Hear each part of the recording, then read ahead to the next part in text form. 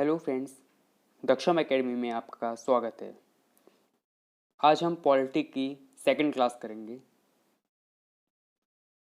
Polity की पहली class में हमने यह जाना कि संविधान सभा कैसे बनी थी, संविधान सभा ने किस प्रकार से सदस्य को नियुक्त किया गया था और किस प्रकार से संविधान बना और कब लागू हुआ। आज हम बात करेंगे कि भारतीय संविधान के मुख्य स्रोत क्या हैं।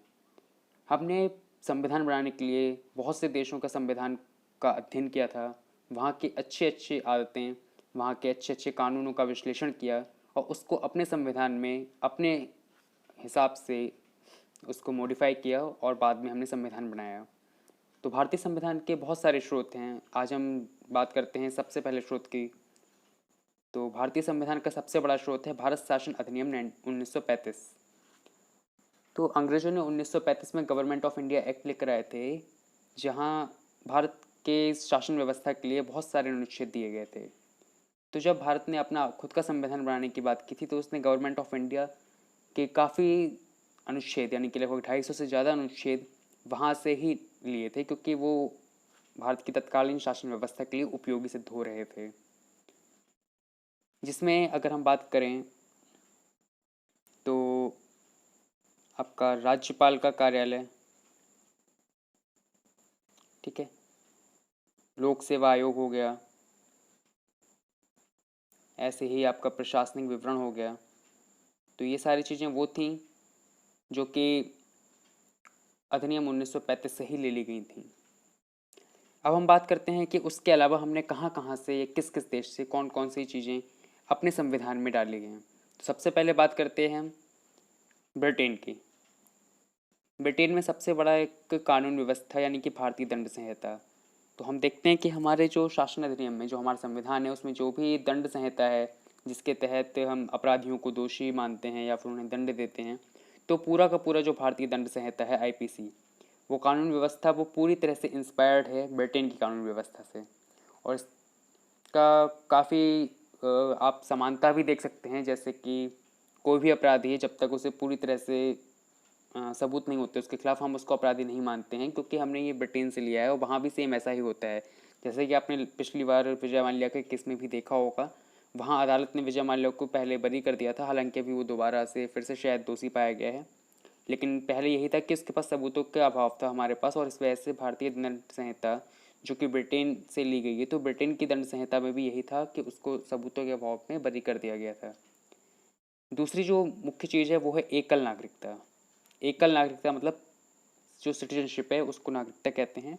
तो सिंगल सिटीजनशिप होनी चाहिए, मतलब यदि आप भारत के नागरिक हैं तो और आपके पास भारत की नागरिकता है तो आप किसी और देश की नागरिकता नहीं ले सकते। ठीक वैसे ही यदि आप किसी और देश के नागरिक हैं तो भारत की नागरिकता नहीं ले सकते। ये चीज़ भी हमने ब्रिटेन से ही सीखी है, और ब्रिटेन का ये नागरिकता का जो स्रोत था वो हमने अपने संविधान में भी लिया है। तीसरी जो सबसे बड़ी चीज़ थी वो थी राष्ट्रपति का औपचारिक प्रधान होना। अब जैसा कि आप सभी जानते हैं कि भारत में संवैधानिक जो शक्ति होती है वो प्रधानमंत्री के हाथों में ज़्यादा होती है, किंतु हमारे देश का पहला नागरिक या सबसे ज़्यादा प्रधान जो है, सारी सेनाध्यक्ष, सारी सेना का सेनापति, ये सब एक राष्ट्रपति को माना जाता है, किंतु वो सिर्फ एक औपचारिक प्रधान माना जाता है। क्यों? क्योंकि हमारे यहाँ सारी शक्तियाँ प्रधानमंत्री के हाथ में हैं। ये चीज़ें भी हमने ब्रिटेन से सीखी हैं। क्यों? क्योंकि ब्रिटेन की महारानी व्यवस्था है, वहाँ का शाही खानदान है, किंतु वहाँ भी सारी की सारी शक्तियाँ प्रधानमंत्री के हाथ में होती हैं।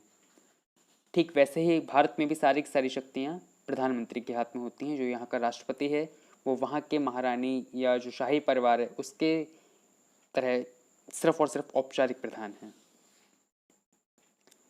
आगे बढ़ते हैं। आगे यूएसए यानी कि अमेरिका। अमेरिका से हमने क्या क्या लिया है? अमेरिका से हमने बहुत सारी चीज़ें ली हैं, जैसे कि मौलिक अधिकार। अभी हमारे 6 मौलिक अधिकार हैं, जिसमें स्वतंत्रता का अधिकार है, समानता का अधिकार है, धर्म का अधिकार है, संवैधानिक उपचारों का अधिकार है।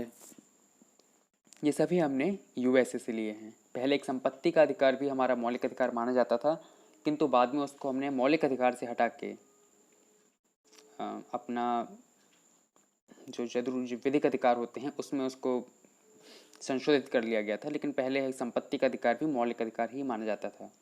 तो ये सारे के सारे मौलिक अधिकार हमने यूएसए से लिए हैं। जो दूसरी सबसे इम्पॉर्टेंट चीज़ हमने ली है यूएसए से, वो है राष्ट्रपति पर महाभियोग। अब जैसे राष्ट्रपति को हमें हटाना है तो उसके लिए पूरा महाभियोग लगाया जाता है। ठीक उसी तरह से जब सुप्रीम कोर्ट के जज को हटाने की बात आती है तब भी हमें एक महाभियोग जैसी ही प्रक्रिया करनी पड़ती है। और यह दोनों ही चीज़ें हमने यूएसए के संविधान से ली हैं। जैसे कि आपने देखा होगा कि कभी कभी, हालांकि ऐसा शायद भारत में ऐसा कोई केस नहीं हुआ है, बट अगर ऐसा कभी होता है कि राष्ट्रपति की बातों से या सुप्रीम कोर्ट के जज पर भ्रष्टाचार का आरोप लगता है या फिर कुछ ऐसा होता है कि इन्हें हटाने की बात चलती है, तो इन्हें हम महाभियोग लगाते हैं। और ये पूरी की पूरी प्रक्रिया हमने यूएसए से ली है। तीसरी चीज़ है न्यायिक पुनरावलोकन की शक्ति। अब बात यह है, न्यायिक पुनरावलोकन है क्या। जैसे कि आप देखते हैं कि हमने हाई कोर्ट में कोई केस डाला और वहाँ हमें कोई न्याय मिला, हम उस न्याय के पक्ष में या न्याय के विपक्ष में उससे हाई अथॉरिटी के पास जाते हैं, सुप्रीम कोर्ट के पास जाते हैं, या अगर हमें स्टेशन जज या जिला जज से कोई निर्णय मिला है तो हम उसके अगेंस्ट या उसके पक्ष में हाई कोर्ट जाते हैं। ठीक इसी तरह से मतलब हमारे पास ये अधिकार है कि हम न्यायिक पुनरावलोकन कर सकते हैं। मतलब हमें जो एक बार न्याय मिल चुका है, हम उस न्याय को भी दोबारा से अवलोकन कर सकते हैं उसका, और उसमें संशोधन कर सकते हैं। ये शक्ति हमें यूएसए से ही मिली है। चौथी चीज़ है ऑस्ट्रेलिया। ऑस्ट्रेलिया से हमने क्या क्या लिया है। ऑस्ट्रेलिया से हमने लिया है प्रस्तावना की भाषा। प्रस्तावना की भाषा हमने ऑस्ट्रेलिया से ली है। जैसे कि इसमें जो हमारा उद्देश्य प्रस्ताव था, जो कि जवाहरलाल नेहरू जी ने प्रस्तुत किया था संविधान सभा के समय, उसी को बाद में संशोधित करके प्रस्तावना बनाई गई है। तो वो जो भाषा थी कि किस तरह से इन्होंने लिखा है, हम भारत के लोग हैं, अखंडता संप्रभुता की रक्षा करते हैं, ये सब कुछ प्रस्तावना में है। ये हम आगे बाद में डिटेल में पढ़ेंगे। तो ये पूरी की पूरी जो भाषा है वो हमने ऑस्ट्रेलिया से ली है। अब बात करते हैं हमने दूसरा ऑस्ट्रेलिया से लिया है। दूसरा हमने ऑस्ट्रेलिया से लिया है समवर्ती सूची।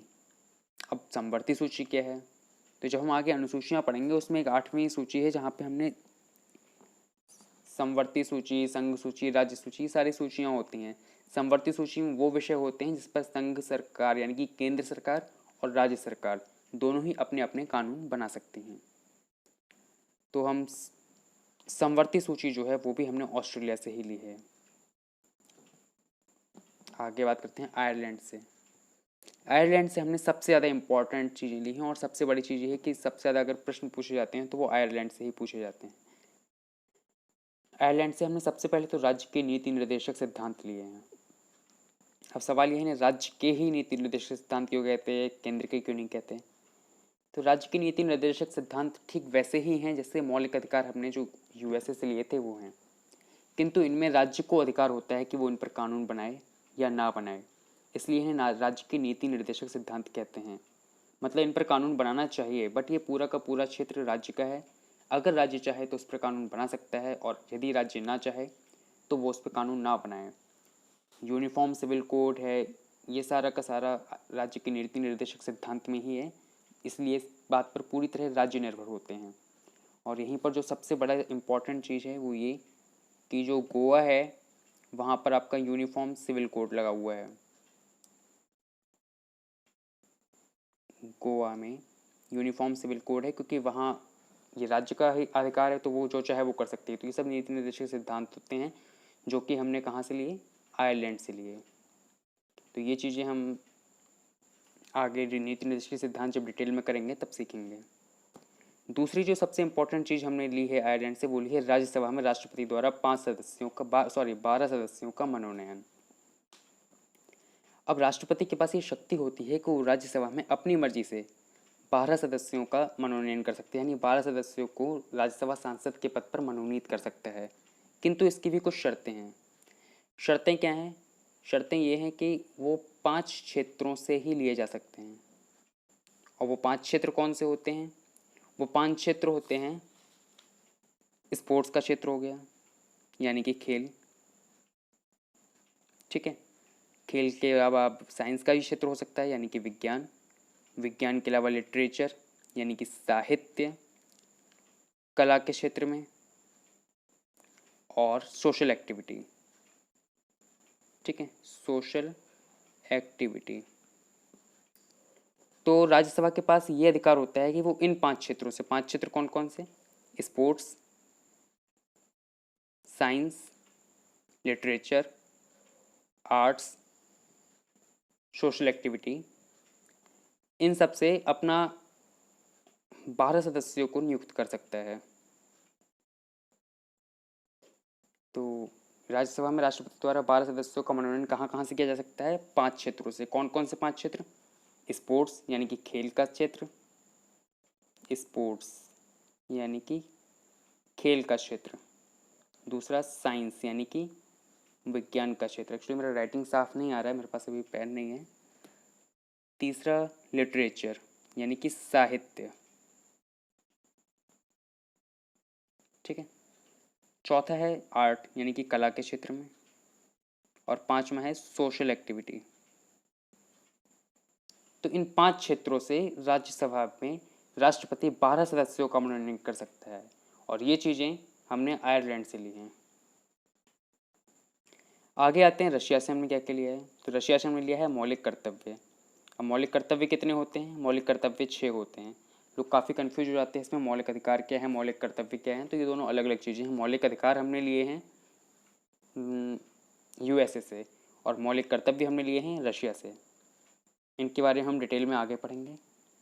दूसरा हमने रशिया से क्या लिया? रशिया से हमने दूसरा लिया था पंचवर्षीय योजनाएं।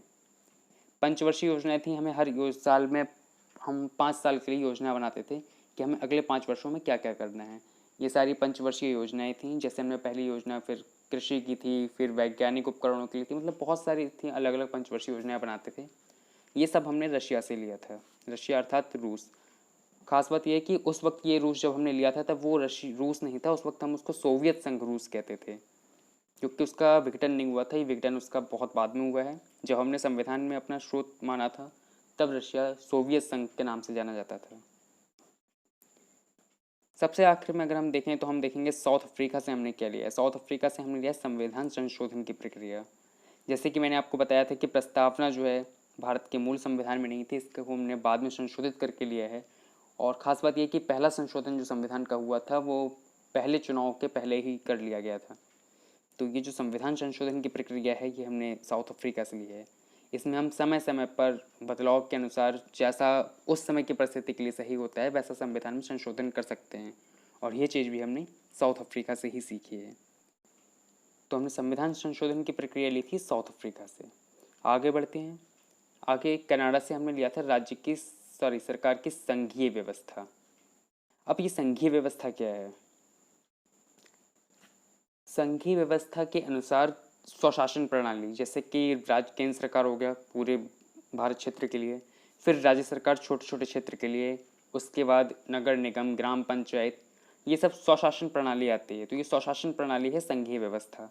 इस संघीय व्यवस्था को हमने कनाडा से लिया था।